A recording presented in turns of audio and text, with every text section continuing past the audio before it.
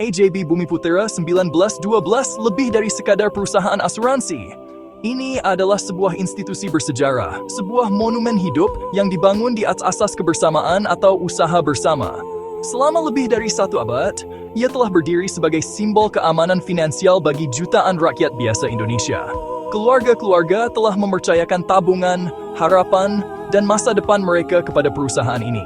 Mereka percaya pada janji bahwa ketika kesulitan datang, Bumi Putera akan hadir untuk menyediakan jaring pengaman.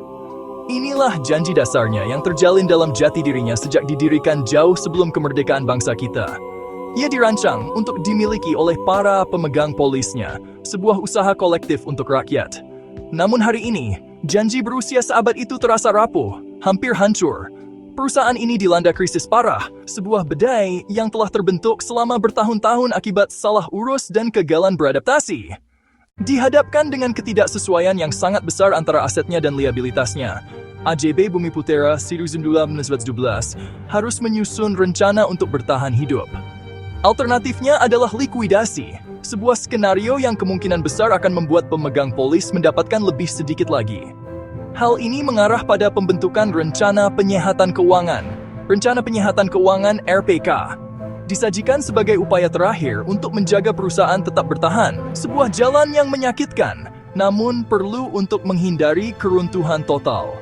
Inti dari rencana tersebut melibatkan langkah-langkah drastis untuk mengurangi utang besar perusahaan kepada para anggotanya.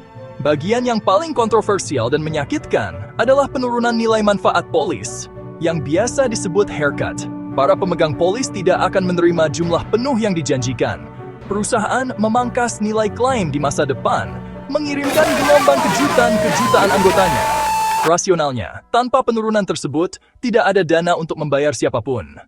Ini adalah pil pahit yang harus ditelan, memaksa pemegang polis untuk menerima sebagian kecil dari manfaat atau berisiko kehilangan segalanya.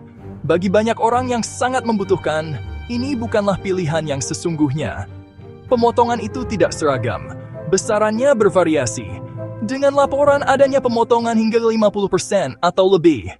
Di tengah gejolak restrukturisasi, isu mengejutkan lainnya muncul dari kedalaman catatan Bumi Putera. Adanya sejumlah besar akun dormant. Ini adalah polis-polis di mana perusahaan telah kehilangan kontak dengan pemiliknya atau ahli warisnya. Polisnya mungkin telah jatuh tempo, atau pemegang polisnya mungkin telah meninggal dunia. Tetapi penerima manfaat yang sah tidak menyadari atau tidak dapat mengklaim dana tersebut. Penemuan akun-akun ini yang berpotensi menyimpan triliunan rupiah menambah lapisan kerumitan dan kekhawatiran lain pada krisis ini.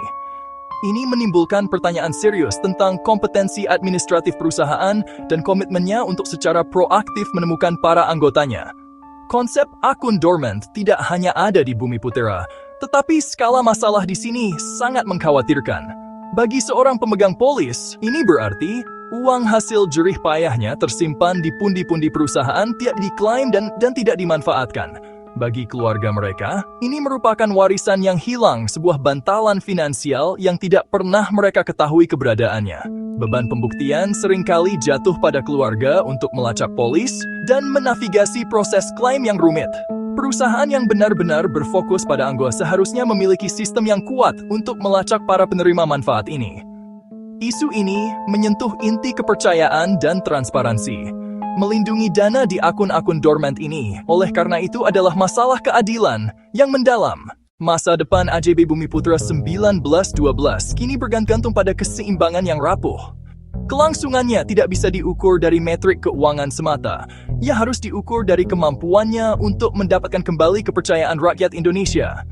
Perjalanan ini dimulai dengan transparansi radikal. Perusahaan, bersama dengan regulator, harus berkomunikasi secara terbuka dan jujur dengan semua pemegang polis. Setiap langkah restrukturisasi, setiap keputusan finansial, setiap upaya untuk melacak akun dormant harus dipaparkan untuk pengawasan publik. Kerahasiaan dan ambiguitas adalah bagian dari masalah. Hal-hal itu tidak bisa lagi menjadi bagian dari solusi. Kepercayaan tidak diberikan, tetapi didapatkan, satu persatu melalui tindakan jujur. Keadilan bagi para pemegang polis harus menjadi prinsip pemandu dari setiap solusi. Ini termasuk menjajaki setiap jalan yang memungkinkan untuk meningkatkan pemulihan aset dan meningkatkan efisiensi operasional. agar suatu hari nanti, perusahaan mungkin dapat memberikan kompensasi kepada para anggotanya atas kerugian mereka. Lebih jauh lagi, asas usaha bersama perlu direvitalisasi. Para pemegang polis, sebagai pemilik yang sah, harus diberi suara yang berarti dalam tata kelola perusahaan. Perwakilan mereka di Dewan Direksi harus lebih dari sekadar simbolis. Kedepannya, pemerintah dan otoritas jasa keuangan atau OJK memiliki peran penting untuk dimainkan. Dengan memprioritaskan transparansi, memberdayakan pemegang polis, dan menegakkan pengawasan yang ketat, kita dapat mengarahkan institusi bersejarah ini keluar dari badai. Tujuannya bukan hanya untuk menjaga Bumi Putra tetap hidup, tetapi untuk membuatnya layak sekali lagi menyandang nama yang dibawanya, dan melayani orang-orang yang menjadi tujuan penciptaannya.